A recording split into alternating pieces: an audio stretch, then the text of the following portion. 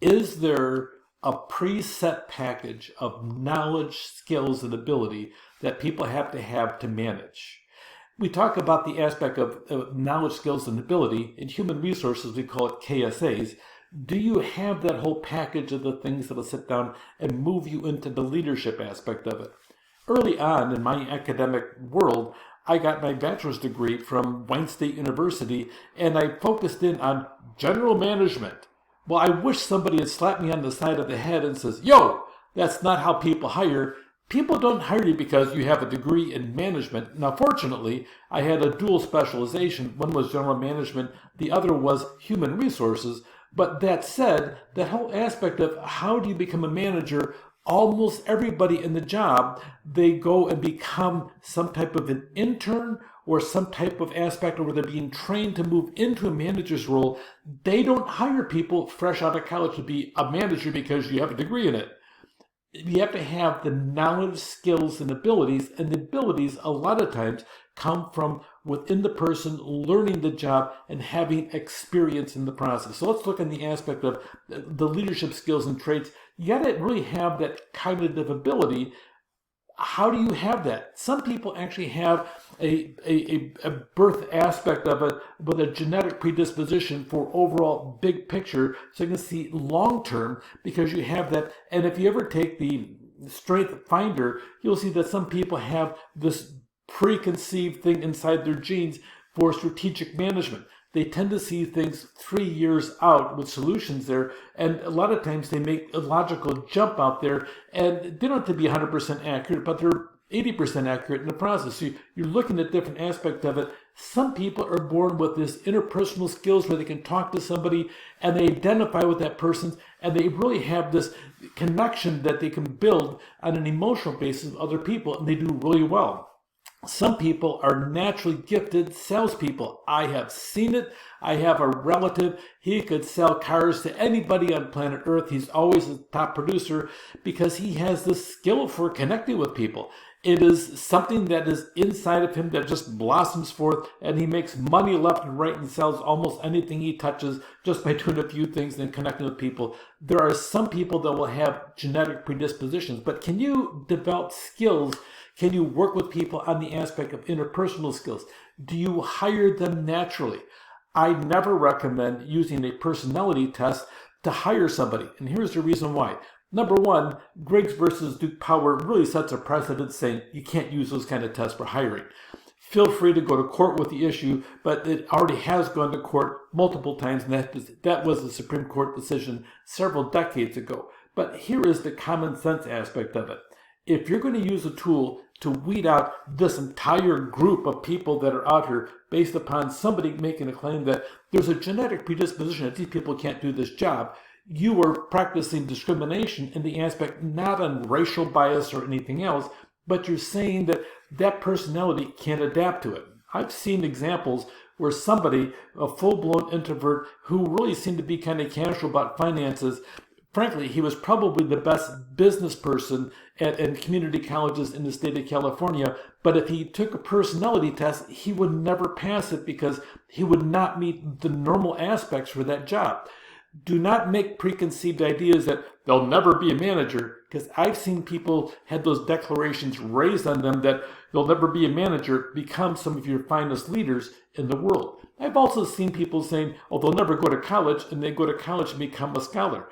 If you look at some of the leaders that we have in the world, if you look to some of them where they're dyslexic, they'll never amount to anything. You'll hear phrases like that. Never say never, and that's probably the best rule that you have. Focus in as to what the knowledge, skills, and abilities are. Pay attention to the aspect of the positive and the dark triad traits, about qualities that are conducive and detrimental to leadership roles. One of the best leader skills you can have is a high level of emotional intelligence. That's huge in the aspect of how you perceive things, and we'll talk about that later. Personality and trait assessments, those should be done confined to the evaluation process, and they're excellent there, especially when you sit down and do it on an individual basis, and then later on do it with a group basis with the people that they're working with. I never recommend personality tests. I think they're a bad process for selection tools. Cross-cultural competency, it's really becoming increasingly valued. Do you value the thoughts of the person sitting next to you? I'm not talking about the whole aspect of racial things. I'm talking about the aspect of the diversity of thought.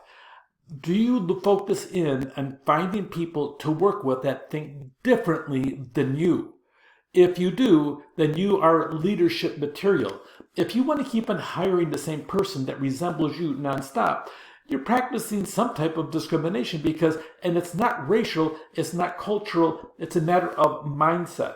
You need to be open to every single kind of mindset, really, because you want to surround yourself with people that think differently, that can identify problems and solutions in an aspect of a wide range rather than the narrow range.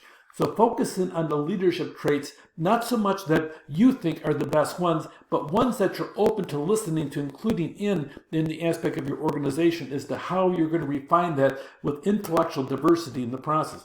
We're going to talk a little bit about the contingency leadership model and also the path goal leadership, because we talk about the aspect of the task versus the relationships. Now, I prefer to deal with human beings more than technology, and I use a lot of technology, but when the technology doesn't work, I rely on the human to help me make it through the next moment. So look in the situation control, which style is the most effective?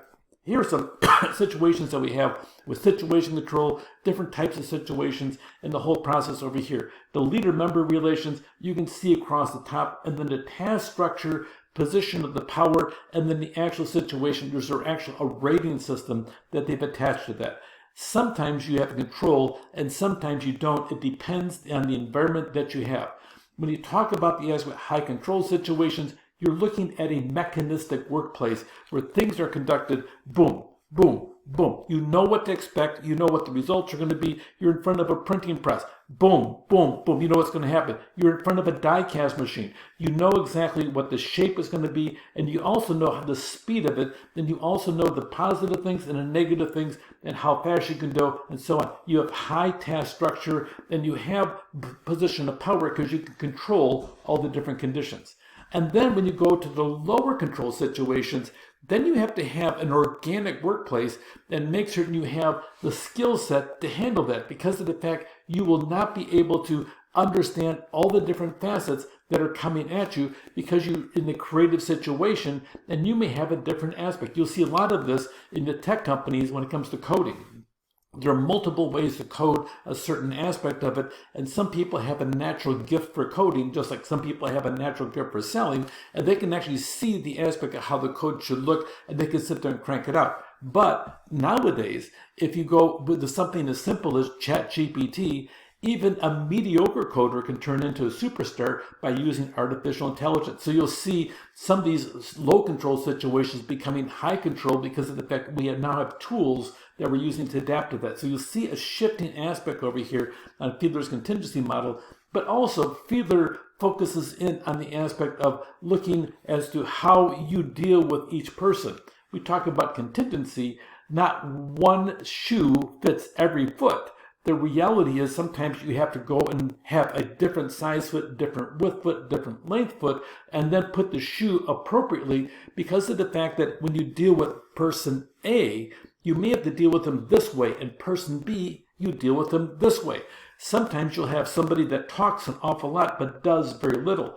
Sometimes you'll have a person that hardly ever talks but does an awful lot, and then you have the entire spectrum in between. It depends on the person, and it depends on the aspect of what tools that you're going to use. The path goal leadership theory focuses in as to what looks best in practice.